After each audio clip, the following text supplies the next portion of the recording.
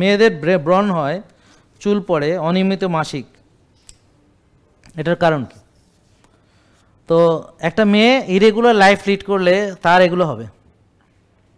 নষ্ট খাবার খেলে হবে, অতিরিক্ত ওজন বাড়লে হবে, রাত জাগলে হবে, টেনশন করলে হবে, ব্যায়াম না করলে হবে, আর রিঅ্যাক্টিভ আচরণ মানে অ্যাগ্রেসিভ বিহেভিয়ার, বুঝতে পারছেন? বাপ মার সাথে খ্যাচ খ্যাচ করে ছাড়া কথা বলবে না, হ্যাঁ, মানে মানে তেলে বেগুনে জ্বলে উঠবে, হ্যাঁ, এই ধরনের রিঅ্যাক্টিভ আচরণগুলো, তার প্রতিক্রিয়াশীল মনোভাব, এগুলো করবে। আর ব্রণের জন্য হচ্ছে পিসিওএস পিসিওডি হলে সাধারণত ব্রণ বেশি হয়, মানে মেয়েদের পুরুষদের মতো ক্যারেক্টারিস্টিক ডেভেলপ করে, হ্যাঁ। তো সাধারণত পিসিওএস হলে পলিসিস্টিক ওভারি হয়, যেটা বললাম, তারপরে ব্রণ হয়, কারো দাড়ি হয়, মোষ হয়, বুকে লোম হতে পারে, তারপর ঘাড় কালো হতে পারে, বগল কালো হতে পারে, আঁচিল হতে পারে, মাথায় ছেলেদের মতো টাক পড়তে পারে, মানে চুল পড়ে।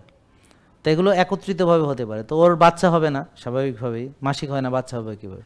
তো এগুলো এই দেখা যাচ্ছে যে তার ইনসুলিন রেজিস্ট্যান্স থেকে এটা হয়, তার হোমওয়ার বেশি থাকবে, তার ইনসুলিন বেশি থাকবে, তার সিআরপি প্রদাহ বেশি থাকবে, তার টিজি বেশি থাকতে পারে, এইচডিএল কম থাকতে পারে, ভিটামিন ডি যে কম থাকবে একেবারে মোটামুটি কনফার্ম, শিওর থাকে।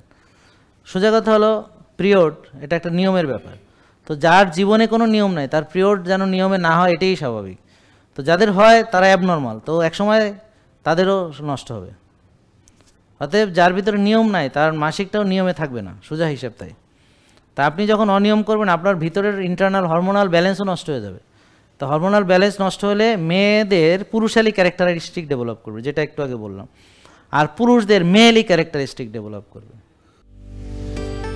জেকে লাইফস্টাইল, ওষুধ মুক্ত সুস্থ জীবন।